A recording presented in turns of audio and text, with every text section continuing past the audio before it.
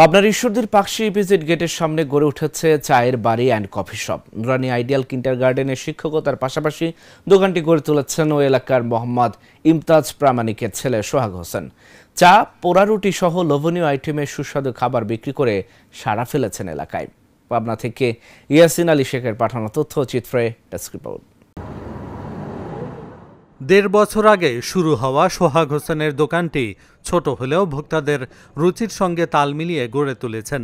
চা পান করার পাশাপাশি দোকানে বসে বইও পড়তে পারবেন চা প্রেমীরা। স্থানীয়রা জানান, শুধু চা নয়, কফি এবং মাটির তৈজসপত্রের কারণে দোকানটি দিন দিন জনপ্রিয় হয়ে উঠছে। এখানে আসলে চায়ের মধ্যে যে ভিন্নতা টোটালি আলাদা, ডিফারেন্ট আইটেমের চা পাওয়া যায়। চায়ের যে অরিজিনাল টেস্টটা এখানে আসলে পাওয়া যায়। অনেক চায়ের শপ আছে, কিন্তু এই শপটা টোটালি ডিফারেন্ট, আলাদা। স্বাদ বলেন, স্বাদের ভিন্নতা বলেন, সম্পূর্ণ আলাদা, যার জন্য আমরা আছি। তাছাড়া এখানে পরিবেশটা অনেক সুন্দর, মনোরম পরিবেশে বসার মতো ভালো জায়গা আছে, যার জন্য এখানে আমরা নর্মালি সবাই আসি। বিকেলবেলা আসি, দুপুরবেলা আসি, যখনই ফ্রি টাইম আমরা এখানে চা খেতে আসি।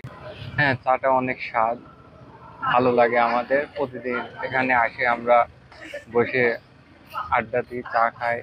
চা খাওয়ার পাশাপাশি বইটা দেখলো, অবশ্যই এটা একটা ভালো দিক। হ্যাঁ, এরকম হয়তো অনেক চা কফি শপে দেখা যায় না। উনি একটা ডিফারেন্ট আইডিয়া নিয়ে আসছেন, তো এটা নিঃসন্দেহে ভালো একটা দিক। চায়ের বাড়ি অ্যান্ড কফি শপ যে দোকানটা আর কি, তো ভদ্রলোক আপনি বলছেন যে উনি স্কুলে শিক্ষকতার পাশাপাশি চায়ের দোকান চালাচ্ছে, তো এটা নিঃসন্দেহে একটা পজিটিভ ভাবেই দেখবো। কারণ আস্তে আস্তে আমরা মানে আগের সেই পুরাতন ধারণার বাইরে যে আমরা নতুনত্ব একটা চিন্তা ভাবনায় নতুন কিছু আনার চেষ্টা করছি।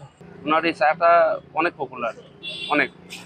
সন্ধ্যার পরে এখানে চা খাওয়ার জন্য মানুষ হুবড়ি গায়ে পড়ে। আর আপনিও একবার খাইলে বুঝতে পারেন যে ওনার হাতের আসলে চাটা খুবই মজার, খুবই। আমরা নিজেরাই আমাদের অনেক জায়গা থেকে অনেক সার্কেলরা আসে, এসে এখানে শুধুমাত্র এখানে চা খাওয়ার জন্য আসে। প্রায় ১৪ রকমের জিনিসপত্র বিক্রির পাশাপাশি বিক্রি হচ্ছে স্থানীয় কারুশিল্প এবং মাটির তৈরি বিভিন্ন তৈজসপত্র।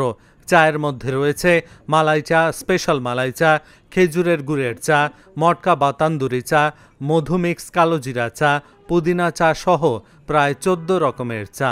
ব্যবসা যেহেতু আল্লাহ বরকত দিয়েছেন, তো ব্যবসার মধ্যে আসলে বরকত আছে। এটা আমি যখন ব্যবসা করা শুরু করেছি দেখতে পাচ্ছি, ব্যবসা করা আসলে ব্যবসার মধ্যে অনেক বরকত রয়েছে। ব্যবসাটা হচ্ছে আমাদের এখানে আপনার বিভিন্ন রকমের চা পাবেন, কফি পাবেন কয়েক ধরনের। এরপর আমাদের মাটির জিনিস আছে যেটা পরিবেশ বান্ধব, যেটা আপনি মনে করেন খাওয়ার এটা বেশ পরিবেশ বান্ধব। পাশাপাশি এটা রাখার চেষ্টা করেছি অনেকেই, এখন আমরা আস্তে আস্তে চেষ্টা করছি যে পরিবেশ বান্ধব কিছু করা। সেক্ষেত্রে মাটির শিল্প একটা বেশ পরিবেশ বান্ধব জিনিস, সেগুলো রাখার চেষ্টা করেছি।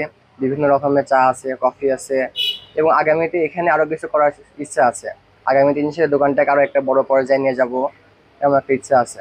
আলহামদুলিল্লাহ, আমার দোকান দেওয়ার প্রায় ১.৫ বছর হচ্ছে। তো অল্প সময়ে আল্লাহ তাআলা আমাকে ওই দোকানে অনেক বরকত দিয়েছেন। আলহামদুলিল্লাহ, অনেক বেশি আল্লাহ তাআলা বরকত দিয়েছেন অল্প সময়ে। আমার প্রথম থেকে ইচ্ছা ছিল আমি একটা মনে করেন আপনি পরিষ্কার পরিবেশ সুন্দর একটা দোকান করবো ইনশাল্লাহ, যেখানে কাস্টমারদের রুচি সম্মত কিছু দেওয়ার চেষ্টা করব। সেই ধারাবাহিকতায় ইনশাল্লাহ আস্তে আস্তে চেষ্টা করছে।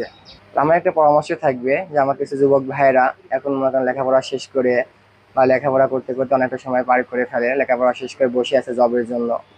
চাকরি করা ভালো জিনিস, পাশাপাশি আমরা চেষ্টা করি, তো আল্লাহ বলেছেন যে ব্যবসার মধ্যে বরকত দিয়েছে, যে বসে না থেকে অন্তত কিছু একটা ব্যবসা শুরু করা। লজ্জা করলে কেউ আমাকে ৫টা টাকা দেবে না তো ভাই। তো আমি সবসময় যুবকদের ভাইদেরকে আমি পরামর্শ দিব যে আপনারা বসে না থেকে কিছু একটা শুরু করে, যে কোনো কিছুতে হতে পারে। লজ্জা করে কখনো কিছু হবে না ভাই, কিছু একটা শুরু করেন, ইনশাল্লাহ এটা একটা সময় যায় সেটা আপনি এটা পরিবর্তন হয়ে যাবে। আমাদের এখানে দোকান শুরু হয় হলো আসরের পর থেকে। আর হলো এখানে সব থেকে যে চাটা চলে ওঠে হলো মালাই চা, এটাই আমাদের এখানে সব থেকে জনপ্রিয়। এখানে এটাই খুব চলে, আর ডাবল হিট চা, এই দুটাই বেশি চলে। আর অন্যগুলো মোটামুটি আলহামদুলিল্লাহ ভালোই চলে। যুব উদ্যোক্তা সোহাগ হোসেনের এই উদ্যোগ এলাকায় অন্যদেরকেও উৎসাহিত করেছে। প্রতিদিন গড়ে প্রায় ৫,০০০ টাকার বিক্রি হওয়ার পাশাপাশি খরচ বাদ দিয়ে মাস শেষে তার আয় দাঁড়ায় ৩০ থেকে ৪০,০০০ টাকা। Dhaka journal, news desk.